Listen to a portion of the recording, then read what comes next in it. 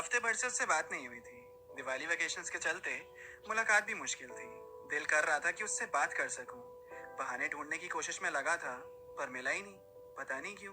मैं सोचता रहता था अभी वो क्या कर रही होगी। जैसे मैं याद कर रहा हूँ उसे, क्या वो याद कर रही होगी। यही सुन के दिल मेरा मुझे जोर का चाटा लगाता था। तो उसके लिए कोई स्पेशल पर्सन नहीं है, मुझे बार बार समझाता था। ख्यालों में इतना अच्छा लगता है, ख्वाब से निकलने का मन नहीं करता। और ऐसा किसने कह दिया कि मैं उसके लिए आम से खास हो नहीं सकता। तो अगर स्पेशल नहीं हूँ तो स्पेशल बनने में कितना टाइम लगता है। वर्ड्स पे तो पहुंच ही चुका हूँ, काम भी बन ही जाएगा लगता है। 2 दिन बाद दिवाली थी। मेरा भी तब दिमाग खुला। विश करने के लिए करूंगा कॉल, बात करने का बहाना मिला। उसकी आवाज सुनाया हफ्ता ही हुआ था जो अरसा लग रहा था। और मेरी खुशी देखकर घर वालों को अलग ही मसला लग रहा था। तो अब दिन आया दिवाली का। शाम का भी टाइम था। बालकनी में खड़ा मैं नंबर डायल करने लगा। देखा भी मैंने आसपास, प्राइवेसी का ध्यान रखा, कोई आ ना जाए मेरे पास। बस इसी बात का डर था। डायल किया नंबर, कॉल भी लग गया। तुम फोन के पास ही बैठी थी क्या? जो एक रिंग में ही उठा लिया। बात स्टार्ट मैंने करी, हैप्पी दिवाली विश किया। मुस्कुरा के सेम टू ये बोलकर उसने कॉन्वर्सेशन में इंटरेस्ट शो किया। बात को आगे ले गया मैं और पूछा, और बताओ। उसने बोला कुछ खास ऐसा घटा नहीं है। मैं भी क्या बताऊं। फिर उसी ने बातों में ऐड ऑन किया कि कैसे उसकी फुलझड़ी जलाते वक्त उंगली जल गई, और मेरी फेवरेट मिठाई जो पिछली 2 दिवालियों से हर दिवाली के बाद वो मेरे लिए लेकर आती थी, वो इस बार नहीं मिली। धीरे धीरे बातों से बातें निकलती गई। टॉपिक बदला और बातें भी बदलती गई। अब 10 मिनट से ज्यादा हो गए थे, जो अब तक का मेरा रिकॉर्ड था। बातें हौले हौले वहां पहुंच रही थी जहां मैं पहुंचाना चाह रहा था। वो भी काफी कंफर्टेबल लग रही थी बात करते हुए मुझसे। मैं कुछ भी बोल रहा था ना तो जवाब दे रही थी हंस के। फिर मैंने उससे कहा, मैंने सिर्फ दिवाली विश करने के लिए तुम्हें कॉल नहीं किया था, मुझे कुछ और भी कहना था तुमसे। मैं कह सकता हूँ क्या? उसने कहा बिल्कुल, कहो, मैं सुन रही हूँ। मैं कह ही रहा था कि तब तक फोन कट गया। मैंने फिर से डायल करने की कोशिश की और पीछे देखा तो मम्मी का चेहरा। मुझे लगा मम्मी ने मेरी बातें सुन तो नहीं ली। शक्ल से भी लग रहा था कि गुस्से में थी। मैं डर गया। सोचा क्या जवाब दूंगा। जब पूछेगी मैं किससे ऐसी बात कर रहा था तो क्या कहूंगा। मम्मी ने बोला मुझसे कि थोड़ी देर पहले तो तू फील कर रहा था लेजी लेजी, अब किससे इतनी देर से बातें हो रही थी तेरी कोजी कोजी। मैंने कहा दोस्त था और हैप्पी दिवाली विश कर रहा था यूं ही। मम्मी ने कहा मुझे देखते ही अधूरी बात पे फिर कॉल कट क्यों कर दी। सच्ची सच्ची बता, दोस्त था या कोई और थी?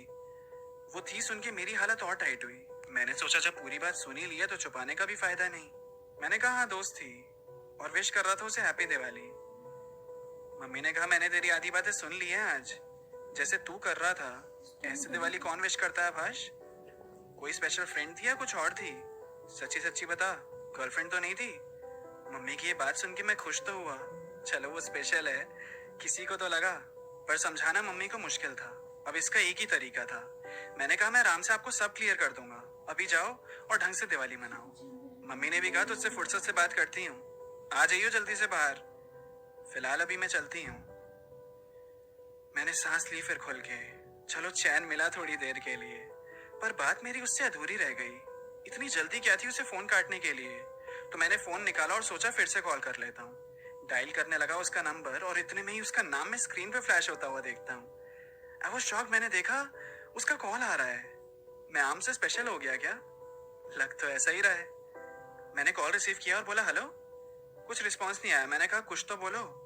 उसने कहा सॉरी, वो फोन काटना पड़ा क्योंकि मेरे पापा रूम में आ गए थे और उनके सवालों के जवाब मैं दे नहीं सकती, तो इसलिए सोचा फोन ही काट देते हैं। फिर फालतू की एक्सप्लेनेशन दो और पूछते मुझसे किससे बात कर रही हो। उन्हें यह समझाना मुश्किल हो जाता कि तुम मेरे बस फ्रेंड ही तो हो। पता नहीं फिर किस रिश्ते से जोड़ देते मुझे तुमसे। हाँ थोड़ा अजीब है पापा, कभी बात नहीं समझते। उसने कहा मैं बातों बातों में बताने ही भूल गई, वो लड़का था ना जिसके बारे में मैंने तुम्हें बताया था। मैंने बोला हाँ, तुम्हारा वो क्रश, क्यों उसे क्या हुआ? उसने कहा propose him and he said yes to me. Thank you so much, तुम्हारी वजह से ही सब हो पाया, हुआ जो कुछ भी। पहले तो शॉक हुआ मैं और पूछा उससे मेरी वजह से कैसे। उसने जवाब दिया सॉरी, तुम जब पोइट्रीज अपनी स्टोरीज में डालते थे ना, वो सारी मैंने उसे चेप दी थी। तुम्हारी राइटिंग्स की वजह से ही वो मुझसे इंप्रेस हो पाया और उसे लगा वो सब मैंने लिखी थी। मन मन में सोचा मैंने, वो पोइट्रीज तुम्हें इंप्रेस करने के लिए लिखी थी और तुमने उसे किसी तीसरे को इंप्रेस करने में यूज कर लिया। अरे वो सारी बातें तुम्हारे लिए थी जो कब से मैं तुमसे कहना चाह रहा था। वो अपनी तरफ से खुशी जाहिर करे जा रही थी और मैं उसी सोच में खोया हुआ था। फिर फिर उसने कहा, अरे मैं बातों बातों में तो पूछना ही भूल गई, तुम कुछ कहने वाले थे ना? मैंने कहा नहीं, बस यही कहना था कि enjoy your vacation and one more thing, congratulations. मेरी कविताओं ने चलो मेरा नहीं, किसी का तो साथ दिया। मैंने बाय करके फोन कट किया और उसने भी काट दिया।